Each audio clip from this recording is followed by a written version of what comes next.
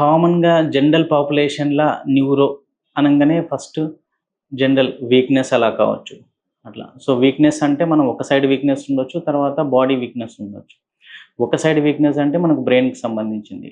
2 సైడ్‌ల weakness అంటే అది జనరల్‌గా అది ఏదైనా ఫుడ్ తక్కువ తీసుకోవడం వల్ల, షుగర్ లో వల్ల, తర్వాత కొంచెంమంది తొందరగా అలసిపోవడం వల్ల, వర్క్ స్ట్రెయిన్ వల్ల, స్ట్రెస్ వల్ల అలా జనరల్ వీక్‌నెసెస్ అనేది వస్తుంటది. ఇంకా కామన్‌గా చూసేదేంటంటే తలనొప్పులు.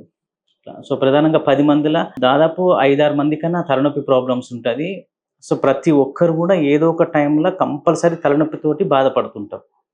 సో, అది చాలా కామన్‌గా చూస్తుంటాం. దానికి చాలా రకాలున్నాయి. కామన్‌గా మనం 70% మందిలో చూసేది టెన్షన్ టైప్ హెడేక్. ఆ తర్వాత ఇంకా నెక్స్ట్ వచ్చేది మైగ్రేన్ హెడేక్స్. ఇంకా దానికి చాలా రకాల కారణాలుంటాయి. ఇంకా కొంచెం ఏజ్ పైబడిన వాళ్ళల్ల సో, తలలో రక్తాలు గడ్డగట్టడం అని చెప్పేసి, ఇంకా బ్రెయిన్‌లో క్లాట్ వచ్చేసి పారాలిసిస్ అని చెప్పేసి, ఇంకా కొంతమందికి ఫిట్స్ రావచ్చు. ఇంకా కొంచెంమందికి నరాల ప్రాబ్లమ్ అంటే కాళ్ళల్లో మొద్దుబారి పడడము, తిమ్మిర్లు రావడము, నడక ఇబ్బంది అవ్వడము. ఇట్లా అంటే వయసును బట్టి ఈ నరాల ప్రాబ్లమ్ అనేది వస్తుంటది. ఇప్పుడు పిల్లలల్ల ఒకలాంటి సమస్యలొస్తాయి. అంటే పిల్లల ఫిట్స్ రావచ్చు, తలలో గడ్డలు రావచ్చు. తర్వాత మధ్య వయస్సు వాళ్ళకి హెడేక్స్ వస్తుంటాయి. ఇప్పుడు 15 సంవత్సరాల నుంచి 20 సంవత్సరాల మధ్యలో హెడేక్స్ అనేది చాలా కామన్. అది ఏ రకమైన హెడేక్ అయినా ఉండొచ్చు. ఆ తర్వాత వయసు పెరిగే కొద్దీ పక్షవాతాలు వస్తుంటాయి. సో, కొంచెం మందికి లోపల రిస్క్ ఫ్యాక్టర్స్ ఉంటాయి. షుగర్ గానివ్వండి, బీపీ గానివ్వండి.